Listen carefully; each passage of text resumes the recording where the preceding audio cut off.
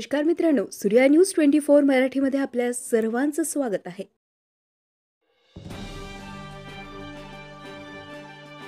लेहमध्ये आपले कर्तव्य बजावत असताना बर्फाच्या ढिगाऱ्याखाली अडकलेल्या हिरानगर येथील जवानास वीरमरण आल्याची दुःखद घटना घडलेली आहे. सदरील घटनेची माहिती ही वाऱ्यासारखी पसरताच पंचक्रोशीमध्ये हळहळ व्यक्त होते आहे. मुखेड तालुक्यातील हिरानगर येथील रहिवासी असलेले वीर जवान सुधाकर शंकर राठोड वय वर्ष 39 वार मंगळवार दिनांक 12 नोव्हेंबर 24 रोजी लेहमध्ये आपले कर्तव्य पार पडत असताना त्यांच्या अंगावर बर्फाचा ढिगारा कोसळलाय व त्यात ते गाळले गेले व गेलेल्या जवानांचा शोध सुरू आहे.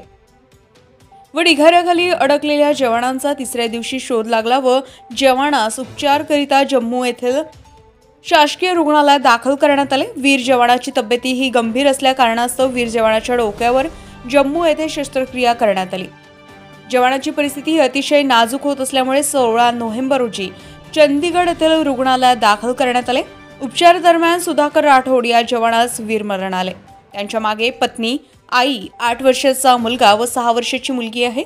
जवानाचे पार्थिव हे मंगळवारी पहाटे चंदीगड येथून हैदराबाद येथे आणण्यात येणार आहे व अंतिम दर्शन 27 रोजी हिरानगर येथे होणार आहे. सदरील घटनेची माहिती ही वाऱ्यासारखी पसरताच पंचक्रोशीत सर्वत्र हळहळ व्यक्त केली जाते. सूर्या न्यूज 24 मराठी मुख्य संपादक सूर्यकांत अंधुरे.